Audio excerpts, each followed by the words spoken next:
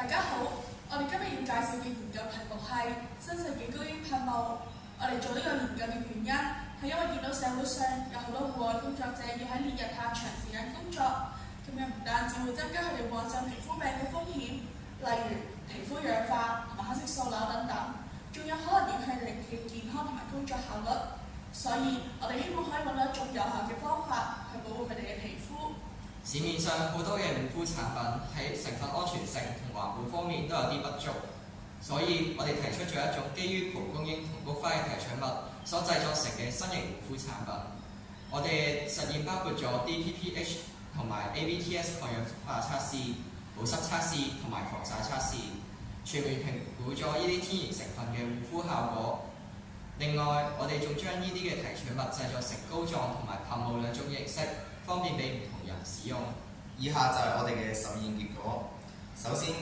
喺 DPPH 抗氧化測試入邊，我哋發現咗菊花提取物嘅表現十分出色，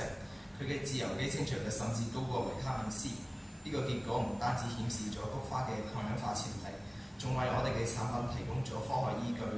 而喺 ABTS 抗氧化測試入邊，蒲公英提取物嘅表現同樣出色，進一步證明咗呢兩種提取物都有良好嘅抗氧化效果。其次喺保濕測試入邊，蒲公英提取物嘅表現都好令人驚喜。我哋嘅蒲公英樣本唔單止好過市面上嘅保濕產品，仲為皮膚提供咗好好嘅滋潤效果。呢一點對於成日日曬雨淋嘅戶外工作者嚟講好重要。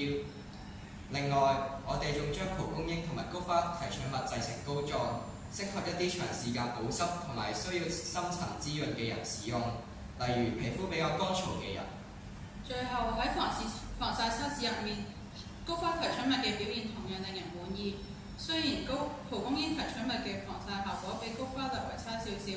但係佢仍然可以保持長時間嘅穩定防曬效果。我哋將菊花提取物製成噴霧形式，方便需要快速補充同埋攜帶嘅人使用，例如戶外工作者同埋運動愛好者可以隨時隨地咁使用，提供即時嘅防曬效果。我哋嘅研究已經取得咗階段性嘅成就，未來我哋計劃進一步研究蒲公英嘅抗炎潛力，特別佢可以中和 ABTS 入邊引致炎症嘅自由基。我哋希望可以將蒲公英提取物應用喺細胞滑行實驗當中，去證明我哋嘅假設。以上就係我哋嘅研究簡介，多謝大家。